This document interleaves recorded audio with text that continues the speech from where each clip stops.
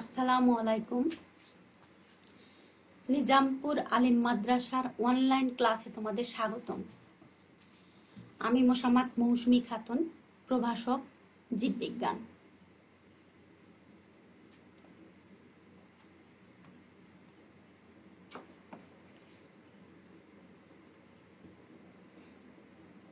রক্ত কি?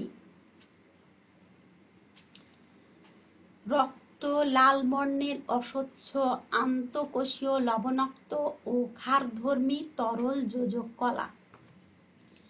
সুস্থ ব্যক্তির দেহে 5 থেকে 6 লিটার রক্ত থাকে, যা দেহের মোট ওজনের 8%। রক্তে হিমোগ্লোবিন থাকার কারণে রক্ত লাল হয়।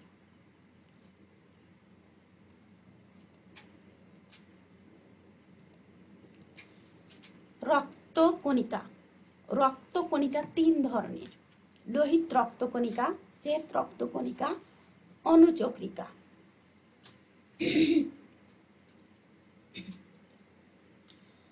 আজকের পাঠ রক্ততঞ্জন। শিখন ফল। এই পাঠ শেষে শিক্ষার্থীরা রক্ততঞ্জন, রক্ততঞ্জনের প্রক্রিয়া ও লসিকা সম্পর্কে জানতে পারবে। রক্ততঞ্জন কি?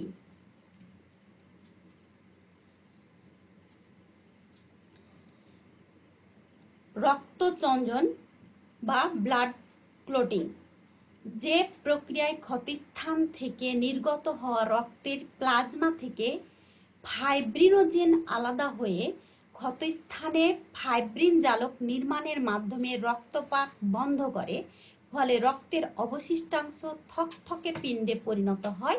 সে প্রক্রিয়ার নাম রক্ততঞ্জন বা রক্তের জমাট বাঁধা। রক্ততঞ্জনের প্রক্রিয়া।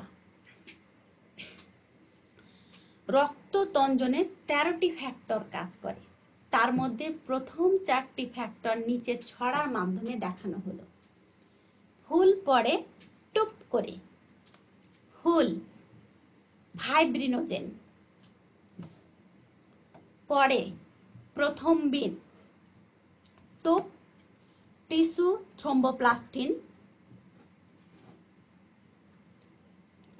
করে ক্যালসিয়াম আয়ন। রক্ততঞ্জনের প্রক্রিয়া।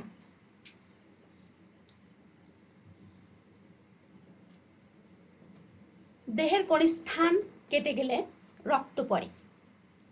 এ রক্তের মধ্যে অনুচক্রিকা থাকে। এ অনুচক্রিকা বাতাসের সংস্পর্শে এসে থ্রোম্বোপ্লাস্টিনে পরিণত হয়। এ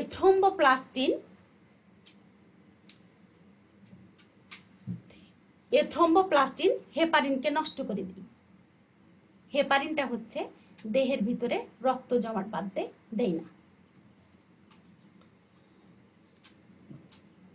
নিষ্ক্রিয় প্রথমবিন ক্যালসিয়াম আয়নের উপস্থিতিতে সক্রিয় থ্রোম্বিনে পরিণত হয়। সক্রিয় থ্রোম্বিন আবার ফাইব্রিনোজেনে পরিণত হয়। ফাইব্রিনোজেন ভেঙে ফাইব্রিন মনোমারে পরিণত হয়। ফাইব্রিন মনোমারটা হচ্ছে সুতার মতো, ফাইবার বা তন্তু। অনেকগুলো ফাইব্রিন মনোমার একত্রিত হয়ে ফাইব্রিন পলিমারে পরিণত হয়। পরবর্তীতে ফাইব্রিন পলিমার আবার ফাইব্রিন জালকে পরিণত হয়। এই ফাইব্রিন জালক আবার রক্ততঞ্জন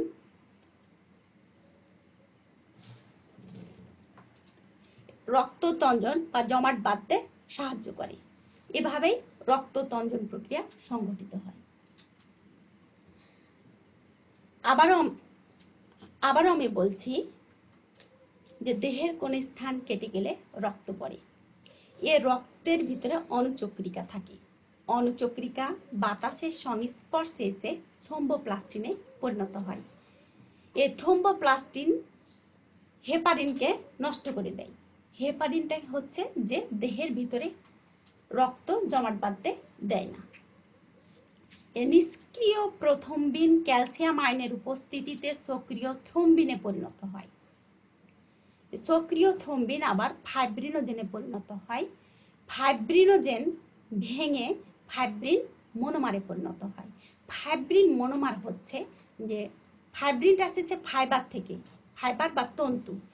অনেকগুলো ফাইব্রিন মনোমার একত্রিত হয়ে ফাইব্রিন পলিমারে পরিণত হয়। এই ফাইব্রিন পলিমার আবার ফাইব্রিন জালকে পরিণত হয়। এই ফাইব্রিন জালকের পরিণত হয়। ফাইব্রিন জালকের মাধ্যমে রক্ততঞ্জন প্রক্রিয়া বা রক্ত জমাট বাঁধে। এভাবেই রক্ততঞ্জন প্রক্রিয়াটা সংঘটিত হয়।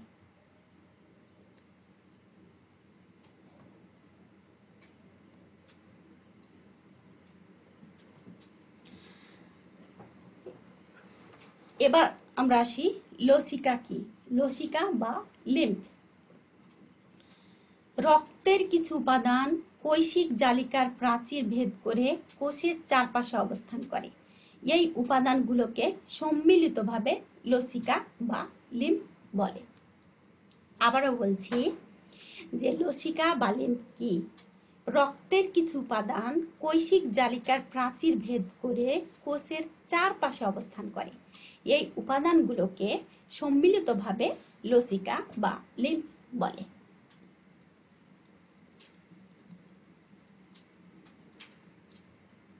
লসিকার উপাদান। লসিকা রসে 94% পানি এবং 6% কঠিন পদার্থ থাকে। লসিকা কণিকার 500 থেকে 75,000 প্রতি ঘনমিলি।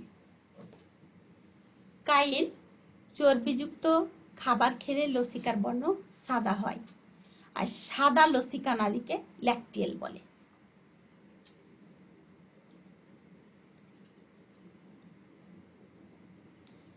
লসিকা তন্ত্র।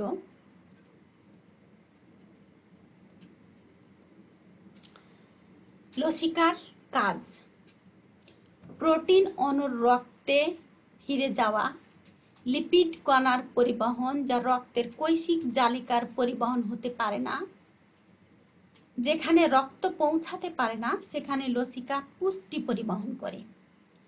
অক্সিজেন কার্বন ডাই অক্সাইড পরিবহন করে, দেহে প্রতিরক্ষার কাজ করে।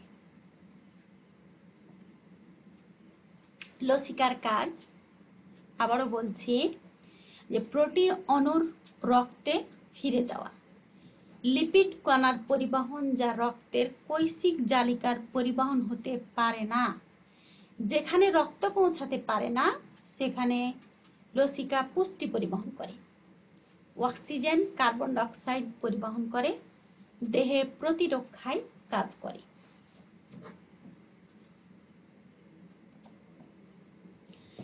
অ্যান্টিবডি রোগ প্রতিরোধ ক্ষমতা বাড়ায়।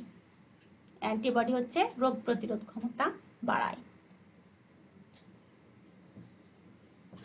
ধন্যবাদ। আজকের ক্লাস এখানেই শেষ। আগামী ক্লাসে নতুন কিছু নিয়ে হাজির হব। আসসালামু আলাইকুম।